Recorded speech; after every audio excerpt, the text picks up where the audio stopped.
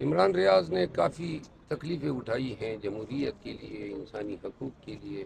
مریم نواز کے دور حکومت میں پنجاب میں جو ہے فرعونیت کا نیا دور شروع ہو رہا ہے۔ احمد صاحب بتائیے گا کہ رات گئے عمران ریاض صاحب کو دوبارہ گرفتار کر لیا گیا ہے، کیا کہیں گے اس کے اوپر؟ عمران ریاض حق اور سچ کی آواز ہیں، اور عمران ریاض جیسے لوگوں کی بار بار گرفتاری بنیادی انسانی حقوق پہ انتہائی ظالمانہ جابرانہ حملے ہیں۔ عمران ریاض نے کافی تکلیفیں اٹھائی ہیں جمہوریت کے لیے، انسانی حقوق کے لیے۔ اس کو حلف اٹھائیں گے، ماحول تو اس دن ہوگا، اور بنا ہوگا نہ بنا ہوگا تو بنا لیں گے۔ ان بنیادی شہریوں کی بنیادی حقوق کے لیے، اور نہ وہ کوئی سرکاری ملازم رہا ہے، ایف آئی اے نے غالباً ان کو اٹھایا ہے، لیکن اس عمل میں جو تقویت دینے والی بات ہے وہ یہ ہے کہ اس دفعہ ان کی گرفتاری فارمل کی گئی ہے، اور وہ مسنگ پرسن کے زمرے میں نہیں آئے گا، تو لہٰذا 3-4 دن میں امید ہے کہ عمران ریاض صاحب باہر آ جائیں گے۔ مریم صاحبہ آج وزیر اعلیٰ بننے جا رہی ہیں پنجاب کی، اور رات کو ہی صحافیوں کی گرفتاریاں شروع ہو گئی ہیں، کیا کہیں گے اس پہ؟ میرا خیال ہے آج تو ڈپٹی اسپیکر کے الیکشن کا شیڈول جاری ہوگا، لیکن اجلاس آج ہے سر۔ ان خاتون سے یہی ہمارے خدشات ہیں، منتقم مزاج ہیں۔ عمران ریاض پر بات ختم نہیں ہوگی، ہر اس شخص کو زندان میں ڈالا جائے گا جو ان سے نظریاتی اختلاف رکھتا ہو، جو ان کی تعریفوں کے پل نہ باندھ سکتا ہو، جو مینڈیٹ کی چوری پہ ان پہ تنقید کرتا ہو۔ اور یہ عوامل جو ہیں قانون کی حکمرانی اور بنیادی انسانی حقوق کے تحفظ میں پاکستان میں موجودہ دور میں سب سے بڑی ایک رکاوٹ ہے۔ ہمیں خدشات ہیں کہ مریم نواز کے دور حکومت میں پنجاب میں جو ہے فرعونیت کا نیا دور شروع ہو رہا ہے، اور یہ خاتون جو ہیں یہ منتقم مزاج ہونے کے ساتھ ساتھ سیاسی مصلحتوں کے لیے کسی بھی حد تک جا سکتی ہے۔ سر یہ بتائیے گا کہ پارلیمنٹ میں ایم این اے کا حلف اٹھانے کے بعد بھی وکالت جاری رکھیں گے؟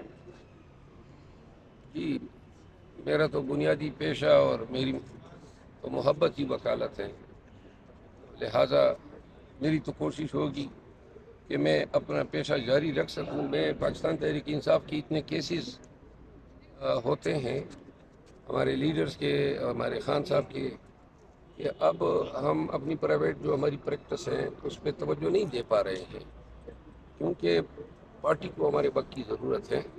لیکن میری کوشش ہوگی، کیونکہ ہمارا بنیادی ذریعہ آمدن تو وکالت ہے، اور سابقہ 1.5 سال سے ہم وکالت سے دور ہوتے جا رہے ہیں، لیکن اس دوران بھی جو مقدمے آتے ہیں ہم لے بھی رہے ہیں اور عدالتوں میں پیش ہیں۔ احمد صاحب بتائیے گا کہ آئی ایم ایف کے پروگرام کے خلاف آپ خط لکھنا چاہ رہے ہیں، مسلم لیگ نون کہہ رہی ہے یہ معاشی دہشت گردی اور دوبارہ پاکستان کو ڈیفالٹ کرنے میں پاکستان تحریک انصاف اپنے جو ہے وہ پروسیس میں شروع ہو چکی ہے۔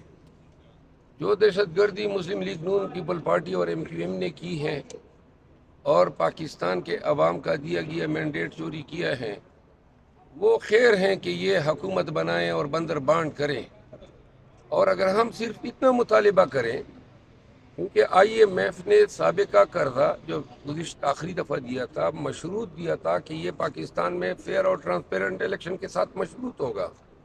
اب الیکشن کا تو انہوں نے حشر نشر کر دیا، تو لہٰذا ہم نے یہ مطالبہ کیا ہے کہ جو الیکشن ہے اس پروسیس کی آڈٹ ہونی چاہیے۔ اگر الیکشن جو ہے اس کے نتیجے میں ایک جیلی حکومت کو بٹھایا جا رہا ہے اور آئی ایم ایف جا رہی ہے ایک جیلی حکومت سے کوئی اگریمنٹ کرنے، تو یہ تو آئی ایم ایف کے اپنے ایس او پی سے بھی متصادم ہے۔ دوسری بات یہ ہے کہ پاکستان میں قرضوں سے زیادہ جو ضرورت ہے پاکستان کو، سب سے بنیادی ضرورت پاکستان کو ہے قانون کی حکمرانی کی۔ آپ یہ کہتے ہیں قانون جائے باڑ میں، بنیادی حقوق جو ہے باڑ میں بس کر دے لو. تو لہذا جس ریاست میں جس ملک میں قانون کی حکمرانی نہ ہو اور یہ بات کہیں کہ جی معاشی دہشت گردی، جو حقیقی دہشت گردی ہو رہی ہے، جو بنیادی حقوق کی پامالی ہو رہی ہے، جو مینڈیٹ چوری ہو رہا ہے، جو صحافی آج کل روزانہ کی بنیادوں پہ قید و بند کیے جا رہے ہیں، سیاسی ورکر ہزاروں کی تعداد میں جیلوں میں نظر بند ہیں، وہ سب نظر انداز کی جائے اور آپ کے لیے قرضہ لے لیا جائے تاکہ آپ ان کو چاٹ سکیں. پارلیمنٹ کا حصہ ہے، پارلیمنٹ آپ پہنچ گئے ہیں، تو آپ کا بھی آمنا سامنا ہوتا رہے گا آپ کے جو مخالفین ہیں، تو کیا آپ ان کے ساتھ بات کریں گے یا ہاتھ ملائیں گے، یا پھر آپ بھی عمران خان کی طرح اسی روش پر چلیں گے؟ نہیں، ہاتھ ملانا تو پرووربیل خان صاحب نے کہا ہوگا. اگر سامنے سے کوئی انسان آتا ہے اور ہاتھ دیتا ہے تو اس میں کوئی حرج نہیں ہے ہاتھ ملانے میں. لیکن وہ جو خان صاحب نے بات کی ہے محاورتاً کہ حکومت میں ساتھ دینا یا پالیسیوں میں ساتھ دینا، وہ ہاتھ نہ ملانے کی بات انہوں نے کی ہے. آپ کو بہت ساری ویڈیوز مل جائیں گی. خان صاحب جو ہیں وہ جو سیاسی مخالفین ہیں ان کے ساتھ کڑے بھی رہے ہیں. کیسا ماحول دیکھا پارلیمنٹ؟ آپ پہلی دفعہ 2 دن پہلے پہنچے، تو کیا آپ نے وہاں پر محسوس کیا؟ پارلیمنٹ تو اس دن تو میں ویسے ہی گیا، لیکن وہ تو جب 28 کو حلف اٹھائیں گے ماحول تو اس دن ہوگا، اور بنا ہوگا نہ بنا ہوگا تو بنا لیں گے. اچھا مروت صاحب، مولانا فضل الرحمان کی جماعت کہہ رہی ہے کہ نون لیگ اور پیپلز پارٹی کی جبری شادی ہوئی ہے اور ان کو دولہے کا بھی نہیں پتا ہمارا دولہا کون. نکاح لازماً انہوں نے ہی پڑھایا ہوگا. سر مریم نواز کہتی ہے کرپشن میری ریڈ لائن ہے، تو کیا کہیں گے اس بیان کو، کیسے لیں گے؟ پھر تو شکر ہے سب سے پہلا ہاتھ اپنے باپ پہ ڈال دے.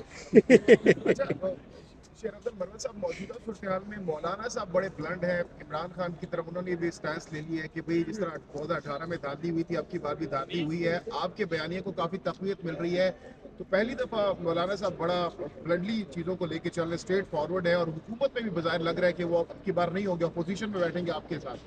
مولانا صاحب کے ساتھ پی ایم ایل این اور پیپل پارٹی دونوں نے ہاتھ کر دیا. ان کو بلوچستان میں حکومت میں لینے سے انکار کیا ہے، اور یہ مولانا صاحب جو ناراض ہوئے ہیں اس کے پیچھے بھی شاید مرک یہی ہوگا کہ مولانا صاحب کے مطالبات نہیں مانے. یہ اچھی بات ہوگی کہ وہ حقیقی معنوں میں بلنڈ ہوئے ہو اور اصولوں پہ ڈٹے ہو. یہ دھاندلی کے خلاف میں آیا. لیکن ایک بات واضح کر دوں کہ مولانا صاحب کا دھاندلی کا الزام تو نون کے خلاف بنتا ہی نہیں ہے، نہ پیپل پارٹی کے خلاف بنتا ہے، کیونکہ مولانا کے مقابلے تو ہمارے ساتھ ہوئے ہیں. تو اگر وہ یہ سمجھتے ہیں کہ پی ٹی آئی کے ساتھ کسی نشست پہ دھاندلی ہوئی ہے تو ہمیں حلقہ بتا دے، ہم حلقہ اوپن کرنے کو تیار ہیں.